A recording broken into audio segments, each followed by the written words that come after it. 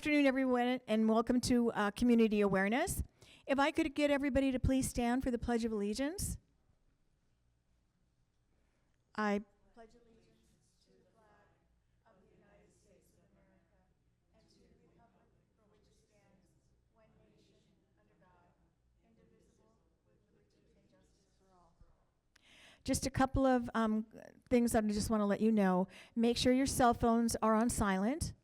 And then please have your questions ready at the end of the presentation, not during, so it doesn't disturb their presentation.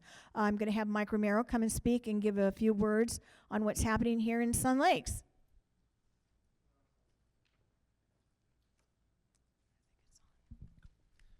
Good afternoon, everybody, and thank you, Michelle, for having me over.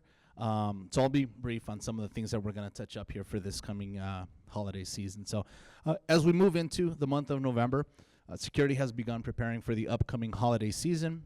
This is a time when our community experiences increased activity, from family visits and deliveries to early seasonal events. Our focus remains on keeping everyone safe and informed as we progress through the rest of the year. Security will continue to take proactive measures throughout the holidays, including increased patrol visibility near the main thoroughfares, gate monitoring during peak hours, and coordinate with management to address any areas of concern that arise as the community traffic picks up. With Thanksgiving approaching, we kindly ask residents to reach out to their friends and family members early to provide guest information in advance for our gate officers. Doing so helps us expedite gate entries and greatly reduces traffic congestion during holiday weekends. We want to keep the turkey stuffed this year, folks, not the resident or the guest lanes. So we've also noticed a recent rise in concerns regarding traffic safety within our community, such as residents and guests failing to yield at stop signs or at intersections, and an increased reporting of speeders throughout the community. Please know that security continues to document these violations and discuss them with the safety committee to explore ways that we can promote safe driving habits within the properties. Now on to another seasonal trend. Holiday packages. Delivery trucks will soon be making their rounds like Santa's little helpers. But unfortunately, porch thieves like to tag along this time of year as well. Please keep an eye out for your deliveries, use tracking notifications, and pick them up promptly. If you see anyone who doesn't look like a Santa's helper, call security immediately and we'll be more than happy to handle it for you. For those planning to decorate their homes, we also want to remind everyone to expect holiday lights, extension cords before use, avoid overloading any outlets, and keep decorations clear of any flammable materials. Fire safety remains an important part of our seasonal preparation as well. Daylight hours are now shorter. Please take precautions during evening walks or pet outings by wearing reflective clothing or carrying a flashlight. Drivers are reminded to remain alert, especially during dusk when visibility is highly reduced. We also want to encourage residents who will be traveling this season to notify security in advance so that we can maintain some kind of awareness during your absence and ensure that all doors, windows, and outdoor lightings are properly secured before your departure. Finally, as we enter the season of gratitude, we encourage everyone to take a moment to check in on your neighbors who may live alone or have limited family nearby. Small acts of kindness and community awareness go a long way towards making this a safe and welcoming environment for everyone. Security will remain committed to our partnership with the community and appreciates everyone's continued communication and cooperation. Together, we can maintain a safe and friendly and secure environment throughout the holiday season. I will be accessible for everybody that needs anything that I need to look into, specifically for those district delegates that are familiar with my phone number. Please don't hesitate to call me. I will dispatch my guys out there immediately and make sure that whatever issues are happening within your districts are promptly resolved. That's my time. Any questions? Beautiful. Thank you. Have a wonderful evening, everybody. Thank you. Thank you, Mike. Okay, so now I'd like to introduce Barbara, and she is the ambassador for One Legacy. Do you want to go like this and use, would that be easier for you? Oh, okay. Thank you. Can everybody hear me? Is this on? Yes, it's on. Okay. Do I need a step stool? I thought of that. You want to just go up to the side, go a little closer to the microphone. Okay. How's that? Can you hear me now? Okay.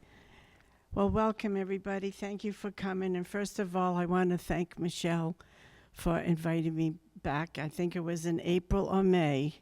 It is an honor and a privilege to be here. My name is Barbara. My daughter, Debbie, passed away in the year of 2006.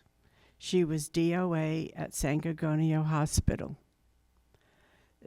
Doesn't get easy to get up here and speak, believe me. But anyways, she was able to help 64 individuals with her tissues, her bones, and her tissues, and she helped 2 ladies in Southern California. One was 51 and the other one was 48 years old with her corneas. So the 2 women with the corneas and 60 other individuals. It went to the calcaneus and the tibia in your knee, and she helped other individuals with skin graft. It wasn't easy for me to make the decision when I first heard about organ and tissue donation. But Debbie, she was 35 years old. Thank God she was single, didn't have any children.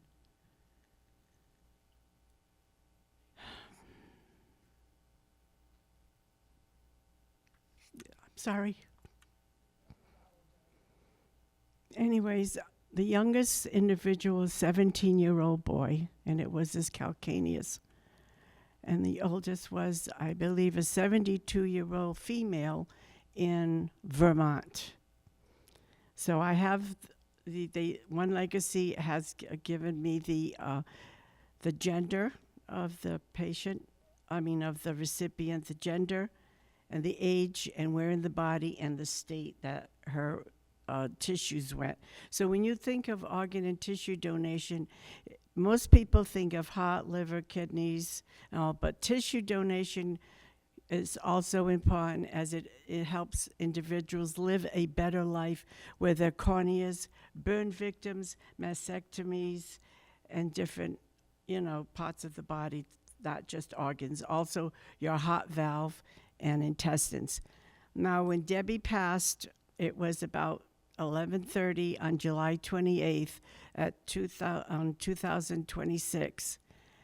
And I did not know that Debbie was a registered donor. I knew she wanted to be a donor for her dad. Her dad was dying in Boston at the Massachusetts General Hospital.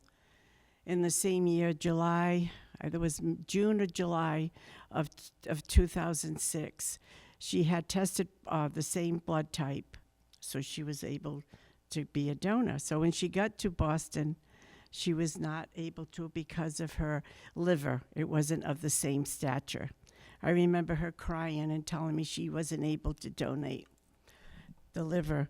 But when she found out she was a candidate to help her dad, it was so funny because I'll never forget this, because she said, "Mom," she goes, "I'm going to have a Mercedes cut on my belly." Because when you donate a liver or receive a liver, that's the type of cut you get. So that's about the organ. But anyways, I was just so proud of her for wanting to do that. So then when she passed, and at that time, One Legacy was not implemented at San Gorgonio and many other hospitals, the same thing. So they heard my story and all, they became, involved with One Legacy like other hospitals here in Southern California. So anyways, when they gave me the Post-it note to call, I was the one who made that call to Los Angeles, and I was the one who had to answer all the questions, which many of you don't know that they ask. Was she promiscuous? Did she use street drugs?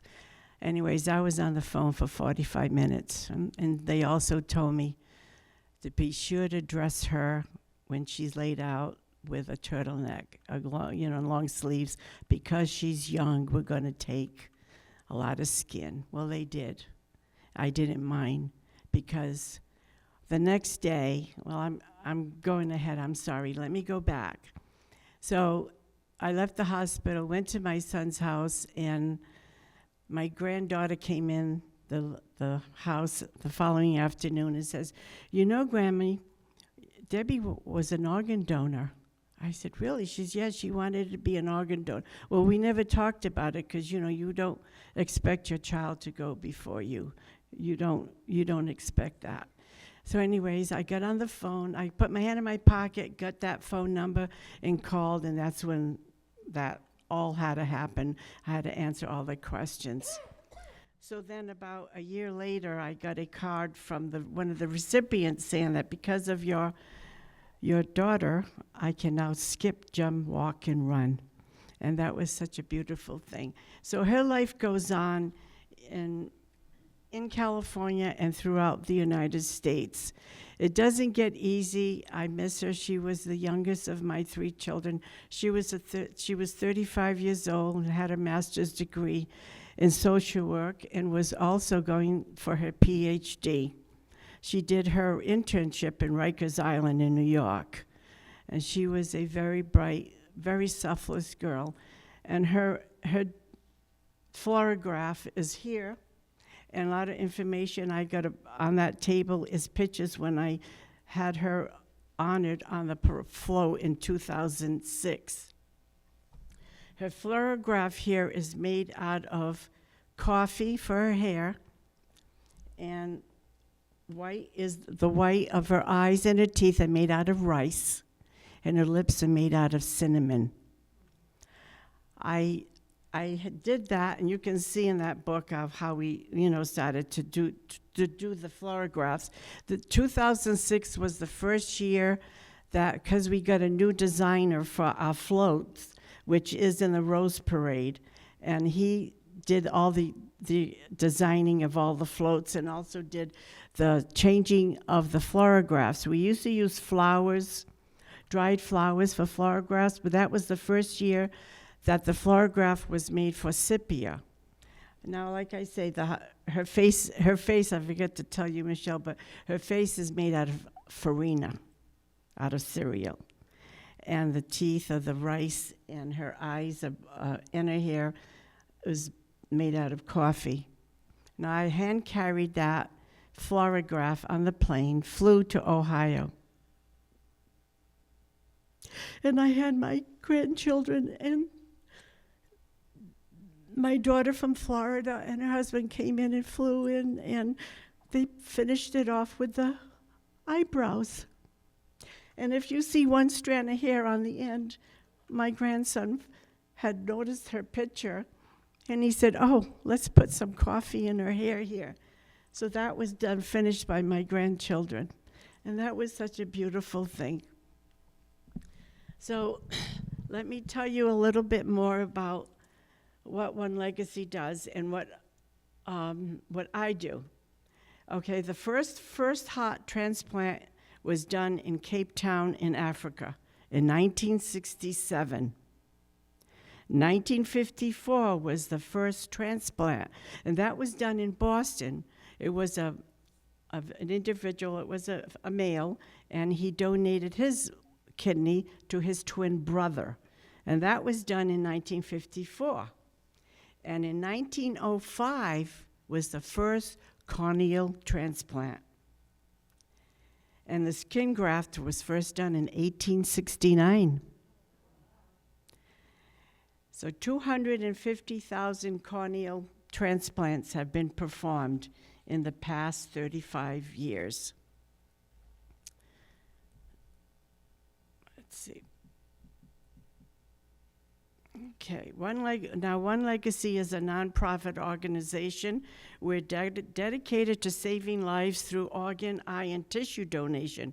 We have 7 counties in Southern California. One Legacy also serves more than 200 hospitals, multiple transplant centers, and a diverse population of 20 million residents across the region and waiting recipients across the country. One Legacy is the nation's largest OPO. We're serving counties throughout Southern California.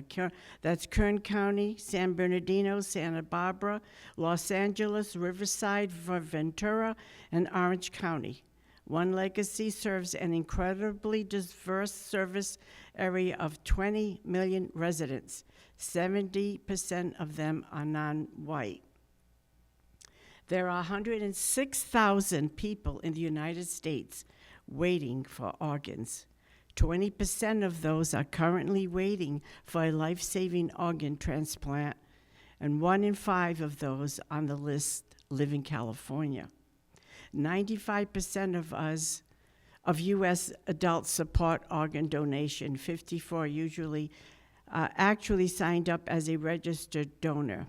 On average, 20 people die in the United States each day because an organ donor was not available in time. Every 10 minutes, a new person is added to that nation waiting list, and one donor can save 8 lives through organ donation, restore sight to 10 people, and heal more than 75 lives through tissue donation. And every major religion supports donation and reviews it as an act of kindness. Our mission is to seek long-term results that affect lasting change by removing the barriers to medical access and awareness. Okay, let me tell you a little bit about there's many ambassadors. I'm only one of 200 ambassadors. I'm only one of them. But I'm way out here in the Inland Empire, so there isn't many. So I try to do as much as I can. I'm getting old, but the good Lord is keeping me with good health, and I'm gonna keep on promoting One Legacy and organ and tissue donation. I do a health fair here every year, and I've been doing it for the last 18 years, and that's how long I've been an ambassador. And I keep hearing this, I'm too old. You're never too old. We had a 92-year-old lady a few years ago in Arizona. She donated her kidney. Your skin, when you get old, as you know, gets all loose, right? And elasticity. We lose it. But we can use more of elderly tissue because it stretches. I know it doesn't sound good, does it? But it's true. But it's true. Okay, let me tell you what we do. I am also an ambassador with the hospitals, the DMV in Palm Springs. I used to be with the DMV in Banning. I'm also an ambassador for the high school, the Beaumont High School. When they heard my story, they started the Pink Dot Club. And I'm going with them on the bus, not this Saturday, but next Saturday, we're going to go decorate the float. And that's such an honor. That's such an honor. We don't work with fresh flowers right away because it's too early, but we cut a lot of status, if you know what that is. Status is used a lot on the floats.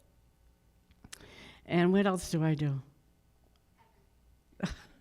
I can't remember, but it doesn't matter. But my mission in life, as long as I can live, I want to promote organ and tissue donation. Okay, ambassadors are volunteer advocates for organ, eye, and tissue donation. We are families. We are families, transplant recipients, living donors, and others who have been touched by donation or transplantation. We share accurate information, correct misconception, and answer questions from the public about organ, eye, and tissue donation. We share our compelling personal experiences as donor families, transplant recipients, and living donors with key audiences to underscore the profound human impact of donation. We guide members of the community to register their decision to be an eye, organ, and tissue donor through the Donate Life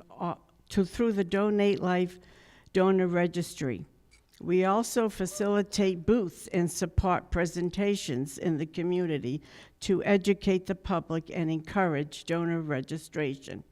Select ambassadors conduct outreach to mayors, city councils, and community leaders to engage key figures in events and strategic partnership programs.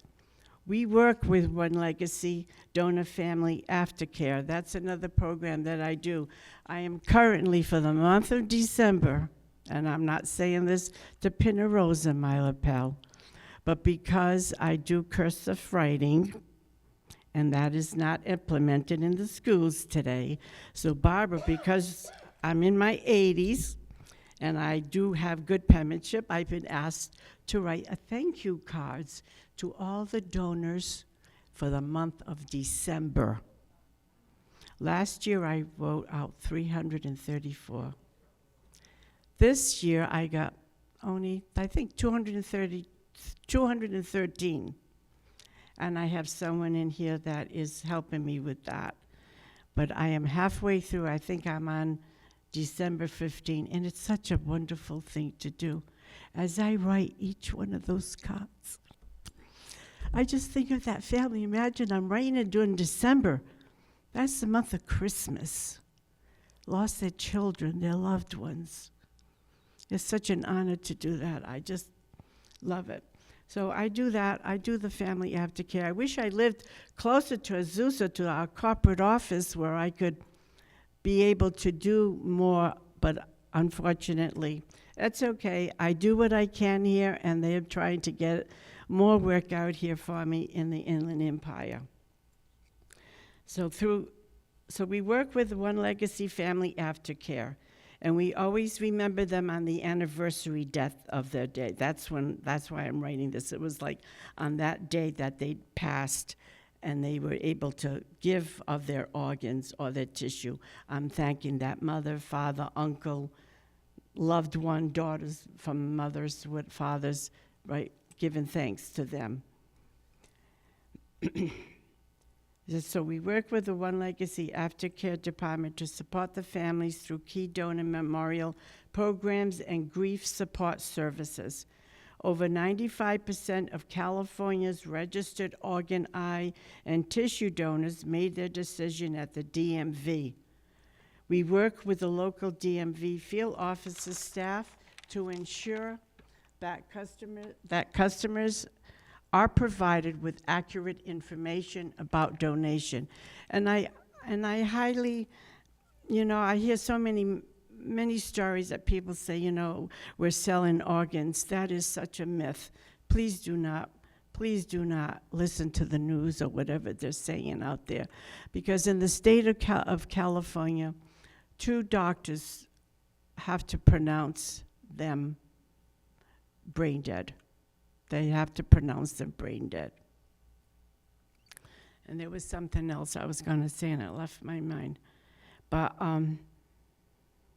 yes, that is about all I got to say. But anyways, my daughter was honored on the 2006 float, and that was a big thing for me. And I have a picture of the float that she was honored on. And this year, we're presenting our new, the poster up there is our new float. And if you all want to if you have a loved one that passed away, and they were able to donate tissue or organ, or they're a recipient, please, we have cards in the back table there that you can buy a rose and have it dedicated and put on the float for the Rose Parade. We've won many awards. I forgot what the last award was last year. Do you remember, Leslie, what it was? Was it the Extraordinaire Award? And the year before that, wasn't it the President's Award? Yeah. I had the honor of going into the Rose Mansion, the Rose Parade, the Rose Float Mansion, and that was such a wonderful thing to see. It just, and that day when Debbie's float went by, it was a great thing to see. But anyways, yes, Linda? Okay. We're not asking any questions. Not now. Not until the presentation's over. That's what I mean. Okay, so after everybody has spoken, I have some speakers that I'm so grateful that they're here today to help me, because it's not about me. You know, it's just about individuals that are dying and waiting for an organ. You know, I remember working for the blood bank. I worked for the blood bank in Florida. I'll never forget this. They were so prejudiced, they wouldn't let me draw their blood if they were black. The blacks wouldn't let a white person, or a white person wouldn't let a black person. You know, I got so heartbroken by that. You know what I said? I had to say this. I said, you know, I hope you don't ever have to be in a hospital bed and have a bag of blood above you and ask what color was that person. It doesn't matter. It doesn't matter. Please. Well, thank you for listening. Okay, I'm going now to introduce Randy Robbins. Randy is a resident here, and I am so proud of him. Randy is a recipient of a liver and a kidney. He has a wonderful story.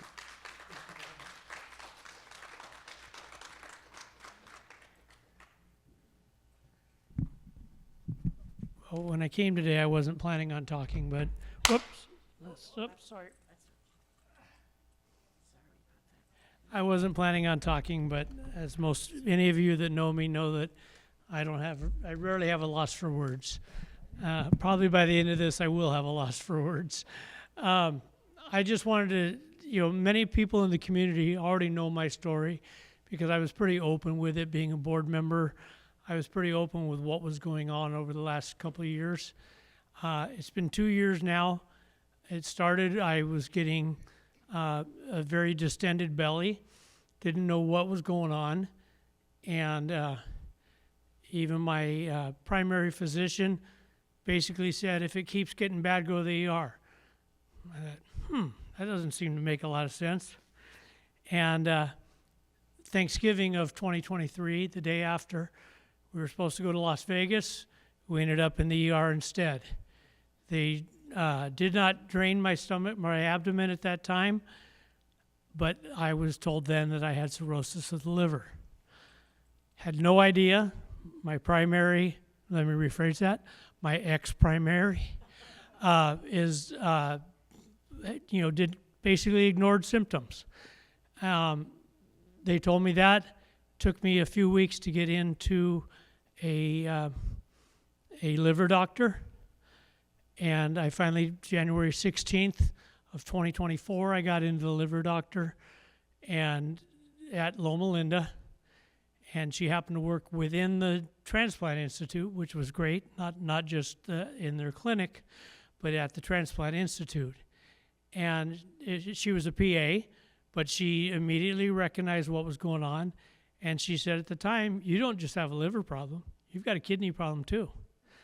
So I was like, oh crap, probably different words. And anyway, that's how it started with me. So then I started getting treatment.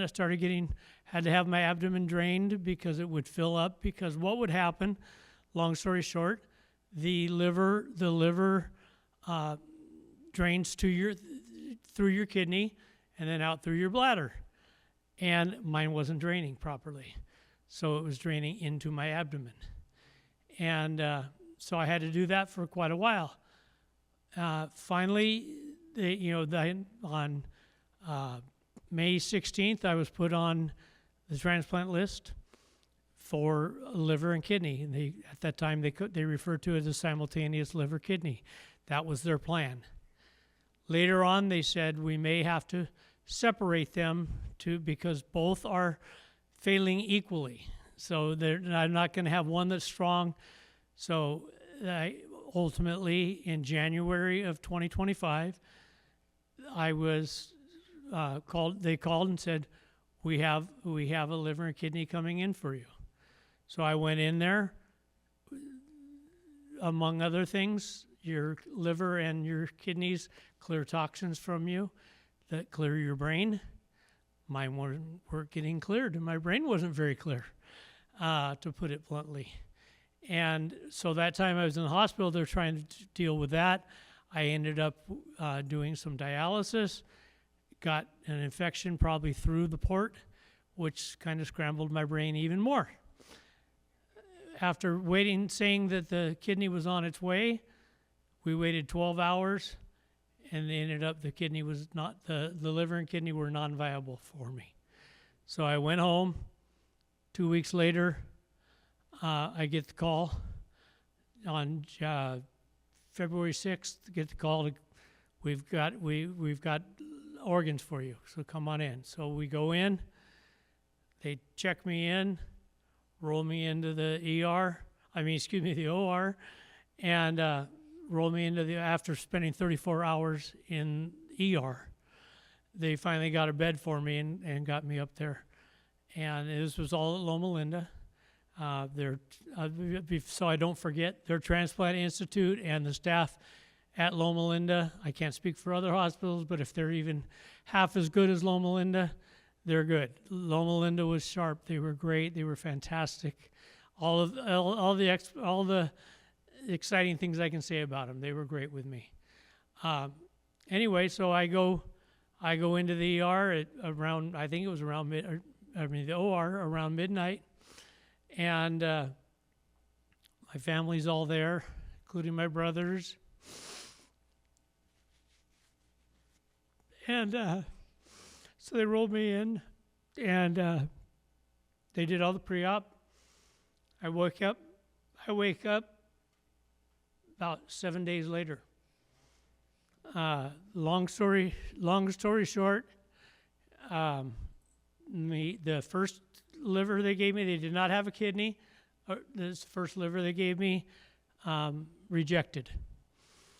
So, but they kept me under. While I was under, I had to have another procedure because I had a clotting issue. On the 9th, I originally went in on the 6th.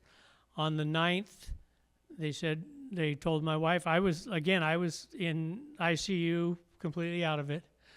They told my wife that they had a liver and kidney coming. And that's what I have now. I got out of, and then I even after that, after I came out of everything, my brain got scrambled a little bit again. And so they had to deal with that. Quite a few things to deal with that I haven't shared 100% with the community, but I don't mind now because I'm past it. And right now my liver is doing I was finally out of the hospital on April 3rd, I think it was, somewhere right around there. And my liver is doing fantastic, very good. My kidney is doing good. They're not worried about it. It's not doing great by numbers, but it's doing good. They're not at all concerned about it. I'm constantly on, and I will be forever, on anti-rejection drugs. And that's pretty much my story. But my comments I want to make on that are about the whole process. As a recipient, it was seamless. Okay, I knew of One Legacy, didn't know about it. Barbara and I had actually talked. We had met having nothing to do with my illness, and I knew that she was an ambassador for that. After the fact, I chose to go to the ambassador training, and I was going to do it, and I did the training, and I think I passed, right, Leslie?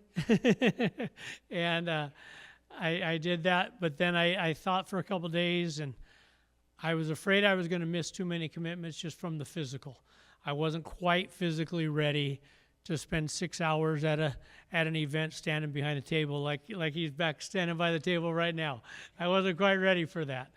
And so I let them know that I'm going to hold off. I'll plan on doing it again next year, probably August. Their fiscal year, I guess you call it, starts basically September 1st. So my plan is to do that. One Legacy, as many of you know, I already promoted it after that. I've got it on my Facebook page already, which I had even before I went to the ambassador training. And it was seamless for a recipient. They work with the hospital directly. The hospital works just with the patients, just like normal. You don't know what's going on. No different than getting a CT. You're going down to CT now. Okay, Okay, we got a liver for you. Okay, that's kind of how I see it. It was seamless, and I wore one of the shirts that I picked up today that says I'm forever grateful to my donor, and I am. I have not reached out for communication yet, and they haven't reached to me, but I intend to, and definitely intend to. And I don't know if it'll work out. There's a system for it. Again, everything is about protecting everybody, not just their privacy, but their emotions and all of that. But the fact that it can help, as we heard in Barbara's case, that one individual can affect so many people. And I wouldn't be here, plain and simple. And it's something that I never saw coming. Not to get into all of it, but I wasn't a heavy drinker, alcoholic, but I did drink. I'm sure it was a factor. I'm not going to say it wasn't. I'm not going to sit up here and preach either. That's not me. Everybody is who they are, but I will tell you, the day I was told in the ER at St. Bernardine's that I had, before I left that parking lot, I quit drinking. I mean, plain and simple. And I haven't had a drink. I'll be sober for almost 2 years on the 23rd. And I'm proud of that too, that I was able to. And not that I was an excessive drinker, but it's life. Life, I've often said life causes the other thing. And because nobody's going to live forever, but you can do what you can to continue. And through this program, again, without One Legacy and the entire donor program, with getting them, I am now have a chance to live a lot longer, and I'll be forever grateful for that. Okay, and that's it.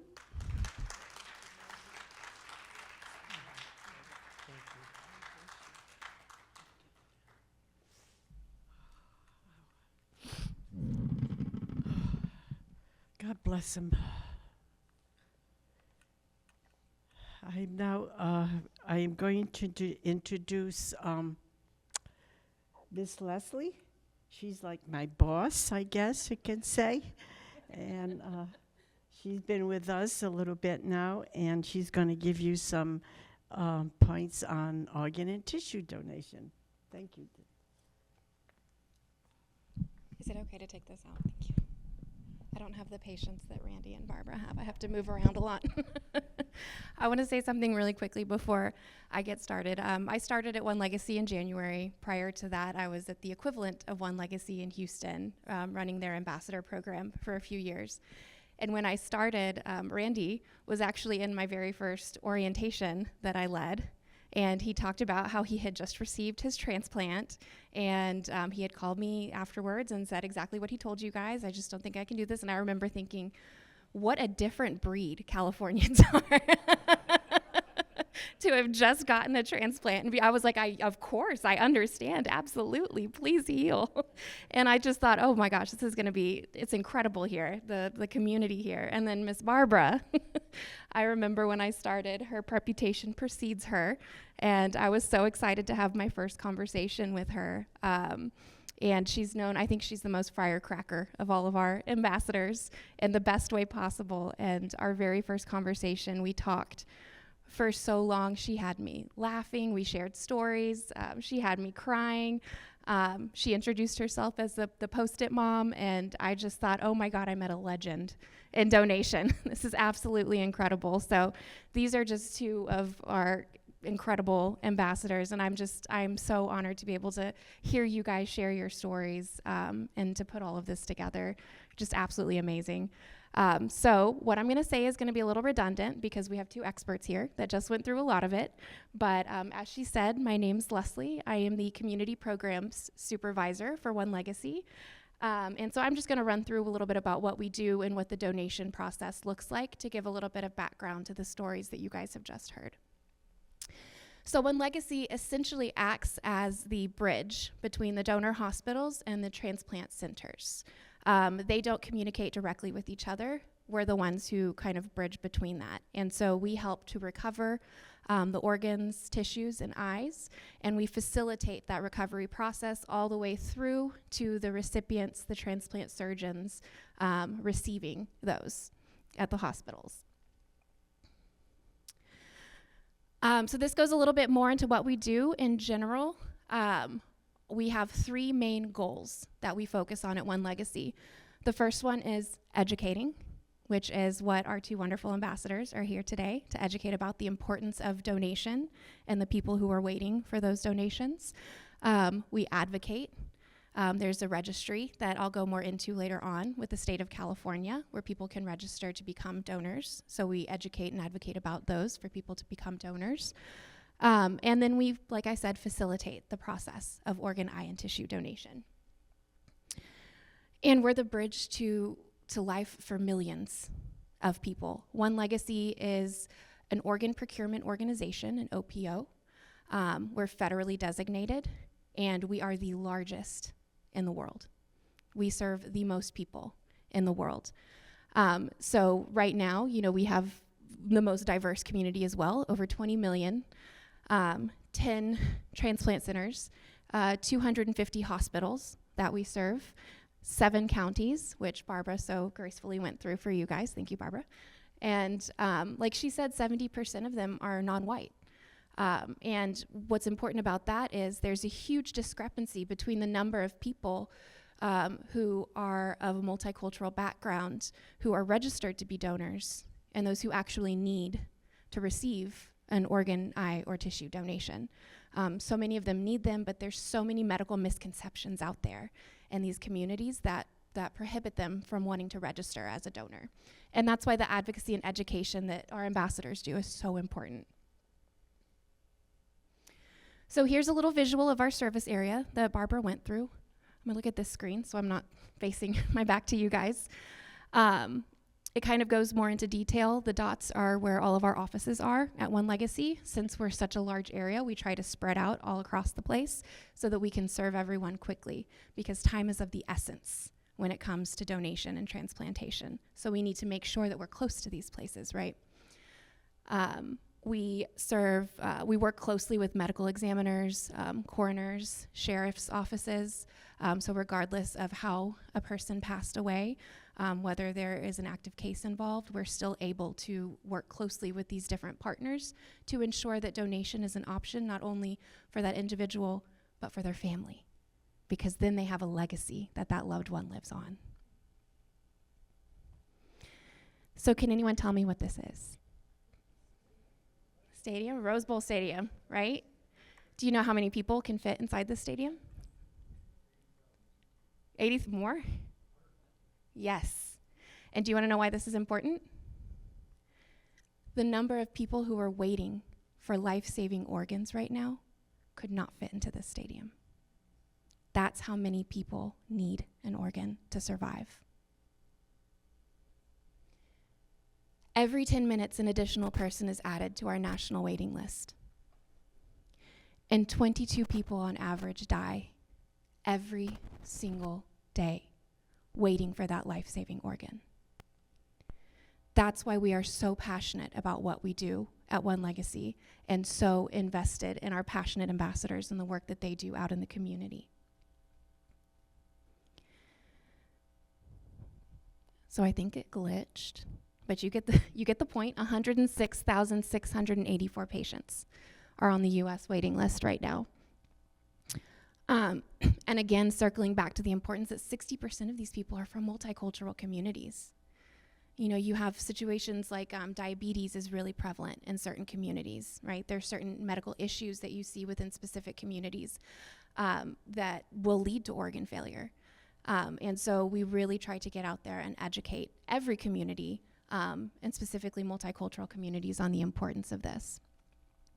Can you guys guess, without reading, what the most needed organ is on the waiting list? So smart. Did you read it too? Yes, it is kidney. Absolutely, it is kidney. And what's so special about this is people can become a living donor and donate a kidney. You don't have to be passed away to receive a kidney. I actually had my second kidney transplant last year through a kidney swap program in Houston, because someone woke up on their 30th birthday and decided, you know what I want to do? I want to do something big for my 30th birthday. I want to donate a kidney to a stranger. And because of her, 5 of our lives were saved, because that one woman, who I still don't know who it is, she decided to remain anonymous, started off a chain where we all were able to receive our kidneys. So there are so many different ways to address the issue of people waiting for organs, kidney and then lobes of the liver as well. So some people can wait months for their organs. Some people can wait years. Typically, the kidney has the longest waiting list because it's determined based on how long you've been on dialysis, is one of the determining factors for when you can receive a kidney. And so I know people who have waited for their kidney for 8 to 10 years, sitting on a dialysis machine 3 times a week, dialyzing, and I promise you it is not comfortable waiting for these organs. So in our service area specifically, this is just one legacy, so let's narrow it in. In 2024, last year, we were able to save almost 2,000 lives through organ donation. We healed 174,000 individuals through tissue donation, which I'll go into later. And we were able to give the gift of sight to 1,458 people. This includes, we have someone who works at our company whose mother has received 7 cornea transplants. And because of those transplants, she's able to spend time with her grandkids every day and watch them grow. So now that we've talked about the need, why is it unmet? Right, we've talked about a couple of reasons as to why. The demand outpaces the supply. There are more people who need these organs than there are people who are either registered as a donor or who have the ability to donate. Medical suitability. Say we have 200 people in a room and all of them are registered donors. How many of them do you think can actually go on to become a donor who are medically suitable? Any guesses? Nope. Good guess though.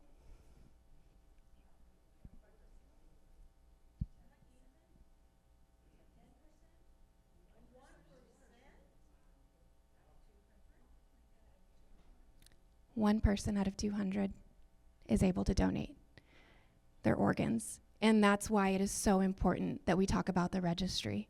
And that's why hearing stories like Barbara's about her daughter are so incredible and so awe-inspiring, especially as a recipient, but just in general, because it's incredible for someone to be able to give the gift of life like that.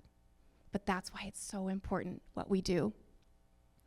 And then authorization for the gift. Essentially, this just means registering with the Donate Life California registry, your interest or your intent to become an organ donor. So this is a human issue that has a human impact. These are people's lives we're talking about, people's ability to truly live and make an impact on the world and the people around them. It impacts every single one of you in this room in one way or another, and everyone in our community.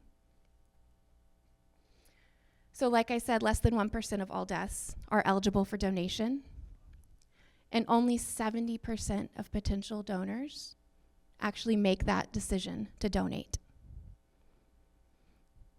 And so this has to do either with registering to become a donor, or if you don't register, it goes to the next of kin. They're the ones who make the decision at that time whether or not you can donate.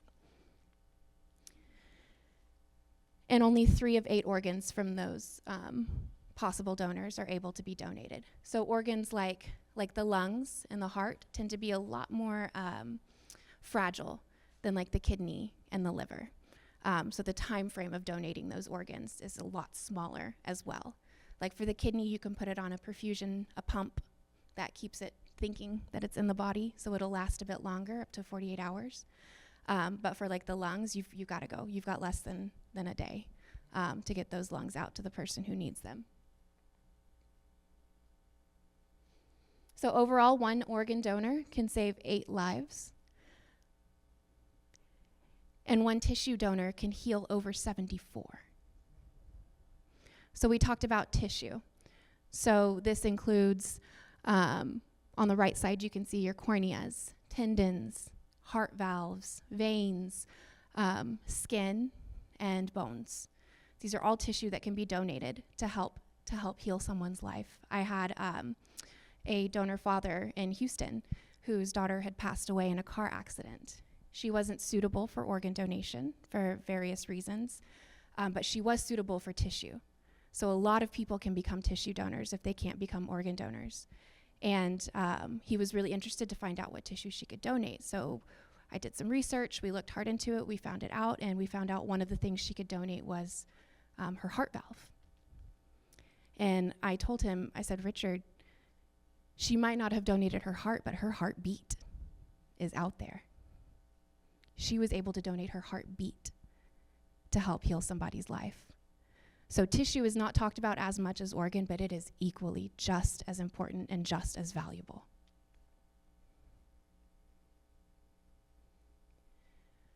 So over 1 million people are helped annually with tissue transplantation. And out of the 2.5 million deaths in the United States, only about 5 of those become tissue donors, which up there seems small, but 5% of that large of a number is a very large number and much larger than organ donation. So we're gonna do a really, really quick overview of what the entire donation process looks like. I promise I'll go fast, but I just want you guys to kind of see what it looks like beginning to end. So like I said, we have over 200 hospitals that we serve.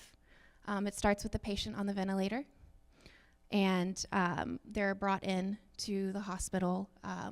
The doctors are still performing life-saving care on this patient. There are certain medical criteria, we call them clinical triggers, that they have to meet for the doctors then to call us. And then we go in and we assess the patient and see if they might be suitable for donation. Right now, we don't involve any sort of hard yes or no with donation. We don't make any big deal about it. We're just, because you would hate to present donation as an option to a family and then take it away, right? So we want to assess all of it first before we bring anything to the next level to make sure that if we do create that as an option, we don't rip it away from them and create another loss that they have to mourn. So they call One Legacy with a referral. One Legacy responds to referral. We have palliative care specialists that go and reach out to the families once they hit a point where they become eligible for donation, and the families say yes to donation. They go out there and they educate the families on what donation is, and the fact that donation presents an opportunity for your loved one to leave a legacy and to live on in one way or another. Then we continue our medical assessment, and we come to the conclusion that yes, they are absolutely able to donate, and we let the family make that decision. If it's not a registered donor, it is the family that makes that decision. If the individual is registered, that is similar to signing like a DNR, right? It's their decision to make whether or not they want to donate. And that's something that we try really hard to respect. Then we begin to match the organs. So I'm sure you guys have all heard of the waiting list, right? I'm sure Randy has, especially. So the waiting list has an entire complicated algorithm that it uses to match organs from donors to recipients based on multiple different things. I mean, we're talking about blood type, size of the organ matters, because if you have a 3-year-old who needs a heart, you can't get it from, a very, very tall 56-year-old man, right? They're gonna need a heart that fits in their body. So we look at all of these different criteria, we put all the information into the system, and then the system pulls up the matches, and we reach out to those transplant centers to let them know. And then we begin our recovery, transport of the organs, and then the transplantation process. But it doesn't stop there, because someone just lost their loved one. That doesn't just end. We don't just take it and go, right? This is a hero now. This is someone's story and life and legacy that we have the responsibility to lift up and hold and honor. So we provide aftercare services as well. We provide counseling, grief services. It's our family support specialists that reach out. They provide long-term support and care. Barbara was talking about the letters that she writes, which I love that you mentioned cursive, because I think it is atrocious that they don't teach cursive anymore, honestly. But the letters, those sorts of things to help honor this hero, because they are a hero, and that doesn't ever end. They will always be a hero because of what they do. And we also offer like our ambassador program in the long term, if people get to a point where they're interested in sharing their story and taking this tragedy and turning it into hope, and seeing the impact it makes on our communities. We offer that support as well. So that's a general overview of what the donation process looks like. I had mentioned authorization for donation, so signing the registry. That's called first person authorization if you are a registered donor yourself. Next of kin authorization is what happens if you have not registered your intent to or not to donate. I'm sure you guys have all been to the DMV. You've seen the pink dot. They've asked you if you want to be a donor. All of that goes to the same registry. It's on your tax forms now, where you can register to be a donor that way. Or you can go to the Donate Life California website itself. At any point, if you are a registered donor, you can put in like your driver's license number and your name, and you can actually see what you are registered to donate, and select specifics if you wish to do so. So you have access to all of that at all times. And it's one of the things that we really try to encourage is to have these conversations with your loved ones, regardless of where you're at in your walk of life, what's happening, because you never know.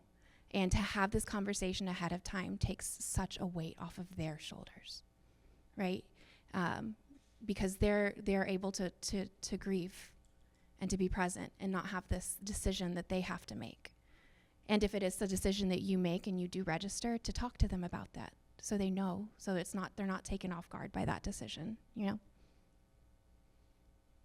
Okay, so a couple of fun things we do in the community. April is National Donate Life Month. We love blue and green here at One Legacy. Those are our colors to represent Donate Life. So we do all sorts of things that I'm sure Barbara could talk way more about than I can, because she is active out in the community. We speak at flag raisings at different hospitals. Ambassadors share their stories. The ambassadors actually go on rounds with the physicians and talk about their stories and why what they do in the medical community is so important. They're that first interaction, that first decision maker when it comes to this. And so being able to share their stories out in the hospitals, tabling events, blood drives.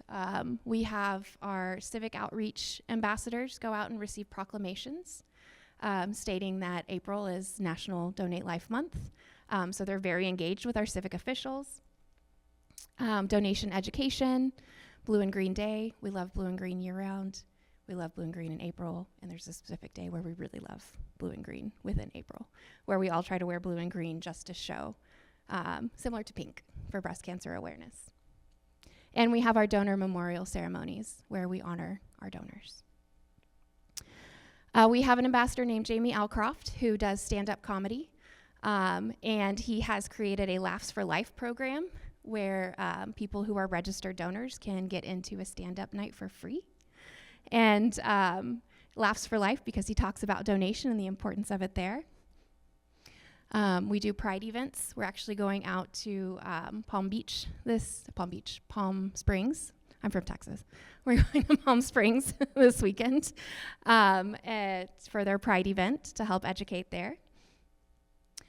We do all sorts of award shows, galas, tabling events are a very popular one, and parades, just any way that we can get out into the community. Our incredible ambassadors are the reason why we can do all of this. They are the core, they run the community, essentially, when it comes to organ donation and education.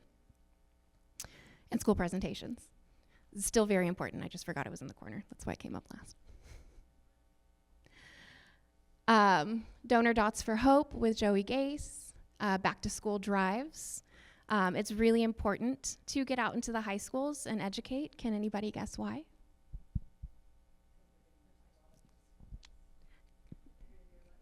Because they're getting their license, and also yes. But yeah, because that's their first interaction with the DMV with that question. So we want them to approach that question and know exactly what they're asking, know exactly what that means, and have already had conversations with their families about it as well. When you're under 18, side note, you can register, but because you're under 18, the family gets the final say. VidCon, run walks. We have our run walk in April every year.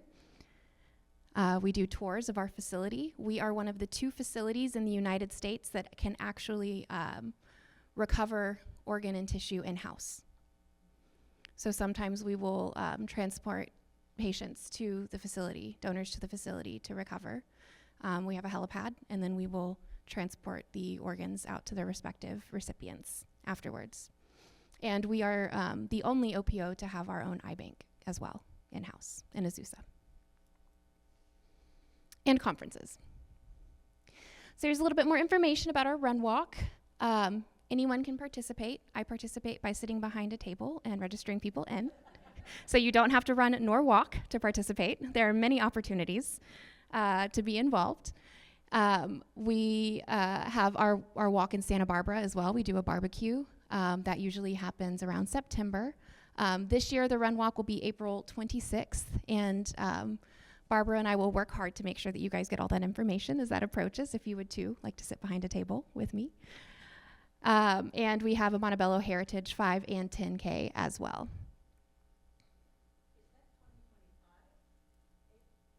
Oh, sorry, April 25th, 2026 is when it's coming. 26 was, yes. Thank you. And then Barbara spoke so beautifully about our float that we have coming up. Our decorating shifts start this Saturday, actually. We still have some shifts that we've opened up to the public. If you guys would look at our One Legacy float website, you can see if there is a date and time that you're interested and you'd like to come decorate. My team, that's one of my coordinators back there, Justin. We help to organize all the decorating shifts. So if you guys have any questions about that, please let us know. It's an incredible event. I got to jump on and help out at the very last minute last year because I had just moved here. And it's amazing because you really get to see the full circle of donation. You know, you see donor families, you see recipients, you see living donors, and it really highlights how interconnected all of us really are. You know, how close humanity really is, and how we're all the same on the inside, and we can give of ourselves to save each other. And it is just the most magical, incredible, awe-inspiring experience out there. This is our float for this year, like you saw there. Treasure, we have a theme every year. This theme is treasure every moment together. So don't rule yourself out. Like Barbara said, we get a lot of people in the community who say, I'm too sick, I'm too old, trust me, you don't want my organs, I party too hard, those sorts of things. If you're walking around, smiling, laughing, your organ function's probably better than a lot of people on that list. Right? Don't rule yourself out. It's the physicians who make that determination, whether or not the organs are suitable enough. And sometimes people are sick enough where even if that organ can give them an extra 6 months of life while they figure out what that next step is, it's worth it. And it makes a really big impact. So your impact matters. This is a QR code that'll take you to the Donate Life California registry if you're interested. But I think the really big takeaway message here is that this is a real issue that impacts our entire community in so many ways. And it's an issue that we have as a community that only we can solve as a community. We are the only ones who can help each other when it comes to this. And it is the most unifying, beautiful, incredible, awe-inspiring process that I've ever experienced. and just being around the transplant donation community as a whole. It really highlights just how beautiful we all are when we work together and we help each other and we give of ourselves to save each other. Thank you, guys.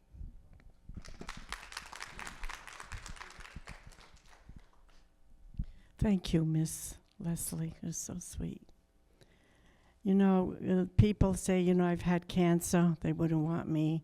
But we leave that up to the procurement team, don't we? Yes, ma'am. Always. You know, I want to introduce one person that's here. Her name is Tracy. She's from San Gorgonio. Because we didn't talk about the walk of life. When a patient is being on the stretcher going into the OR to donate their organ, the family and the employees of the hospital are beside that patient. So Tracy, can you come up and tell us a little bit? Please? Thank you. Appreciate it. We just recently been doing that at San Gorgonio, right? Hi, I'm Tracy. I've been at San G for 17 years. I currently am Director of Infection Prevention, but I've been there in multiple roles in nursing leadership, so I kind of know our history with One Legacy. So when I first started, it was like you had to make these calls, and you just did it because it was kind of like a task on your list when you had a patient that was expiring in the hospital. And we've come a long way since then. So it's a normal thing. Everybody is kind of trained to,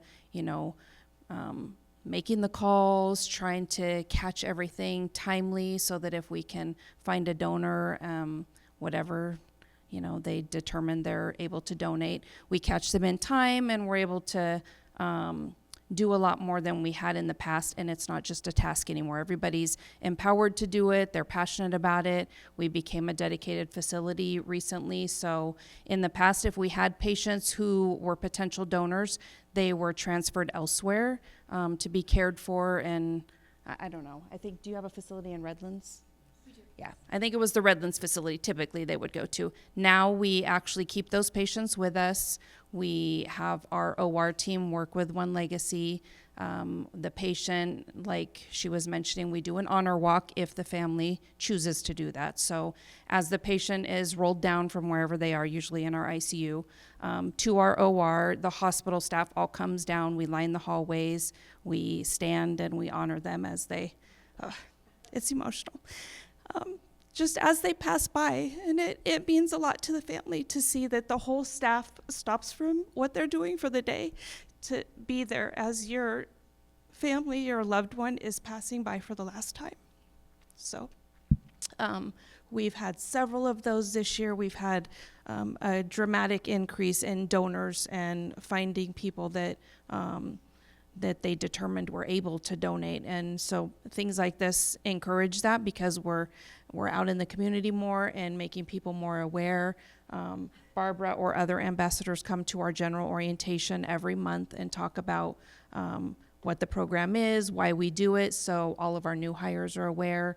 And now our staff just knows. We send out a message to the whole hospital. We have a potential donor case today. We're going to potentially do an honor walk this afternoon. Please be prepared.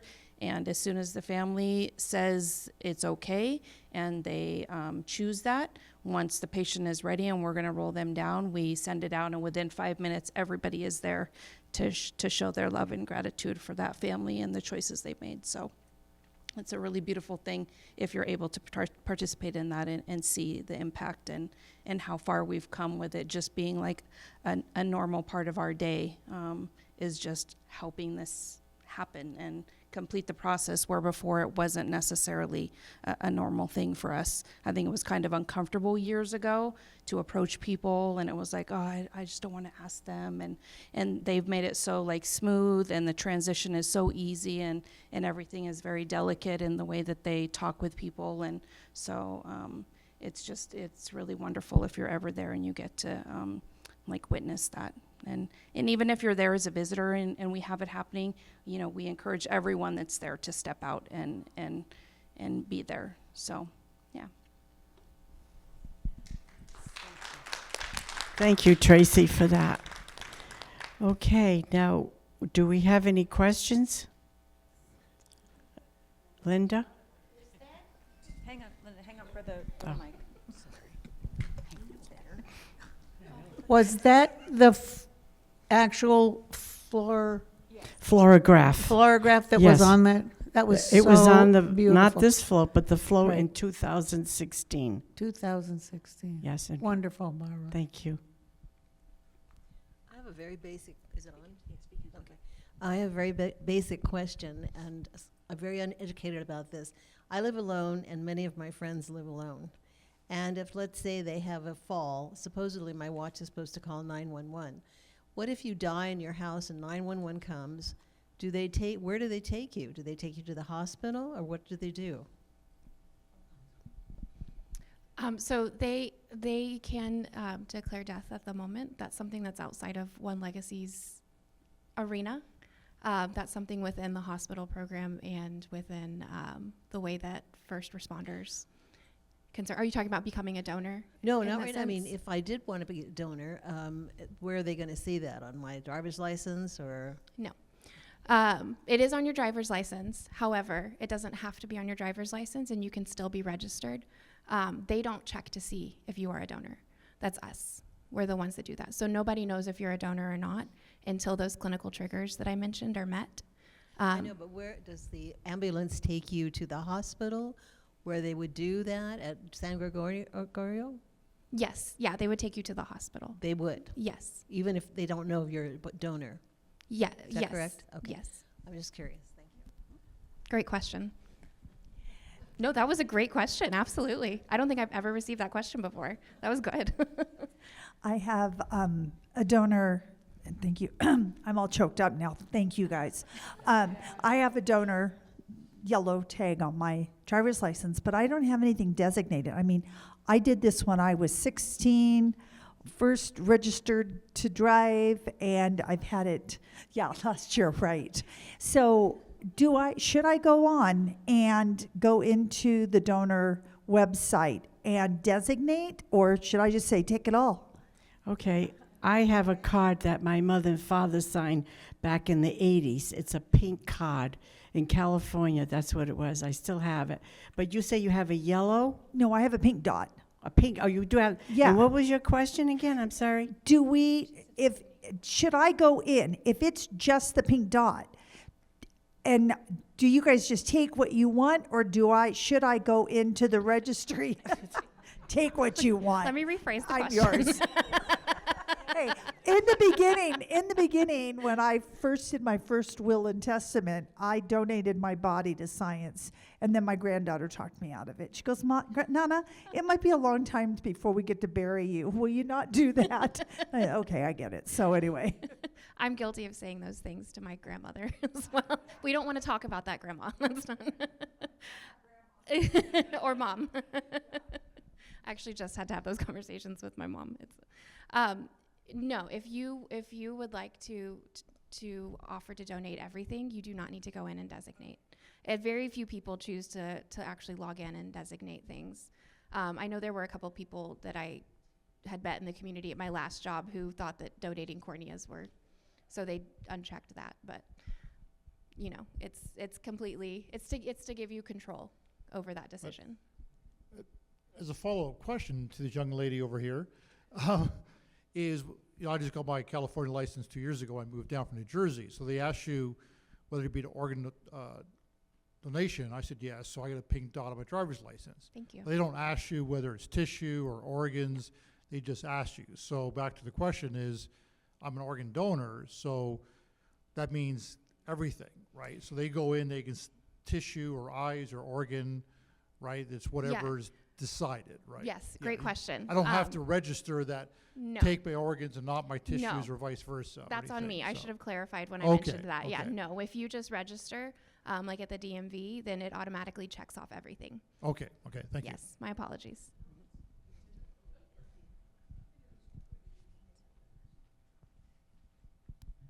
My question is, from the time of death, how long do you have to get the organs that are donated? I know there's probably different time frames. You mentioned that in your little thing, But why I ask is if you're pre-planned when you pass away, what's going to happen to you?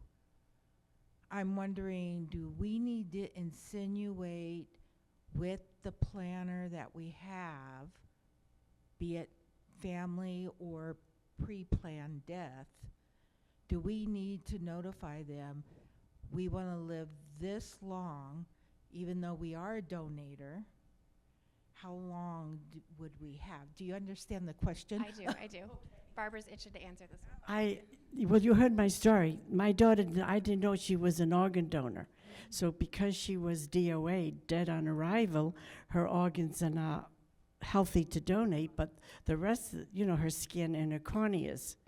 Now, can you please give that question in like a short? I mean, I can't quite understand it.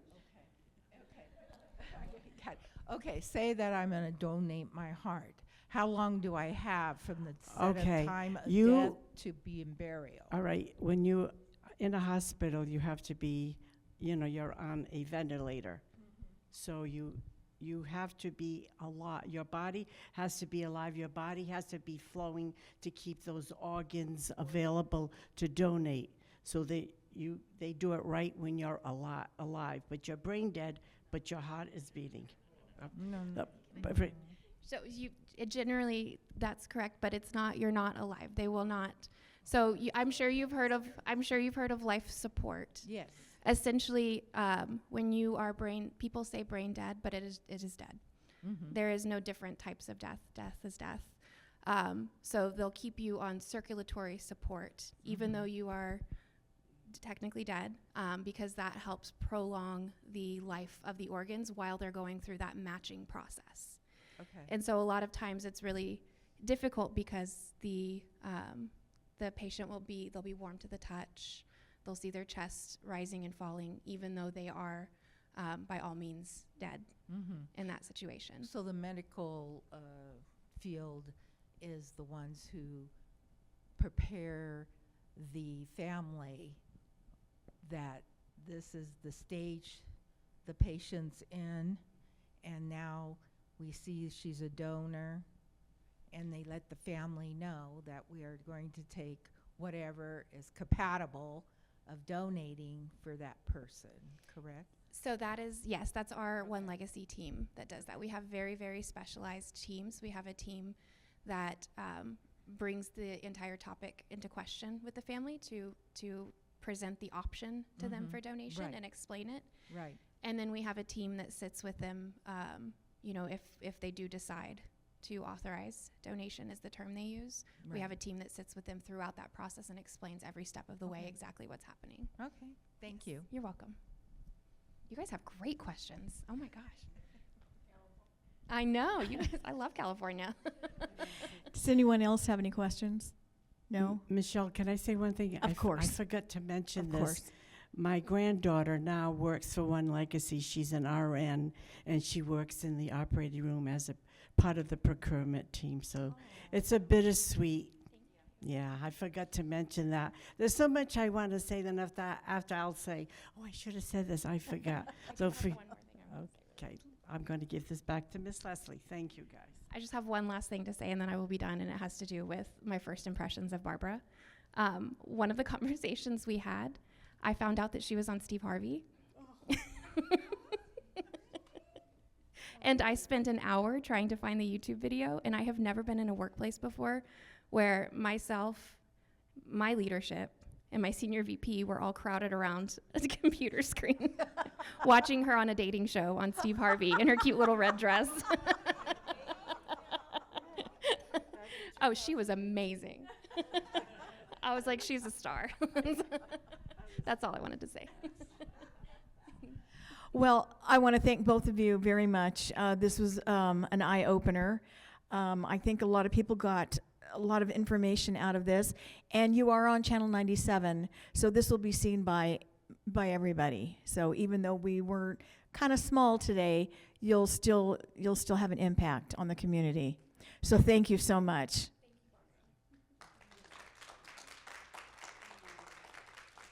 I just want to let you know we're about to close right now. We will not have a community awareness next month in December. We are dark in December, but we'll start back up in January. Okay? So I wish everybody a happy Thanksgiving and have a wonderful day. Thank you.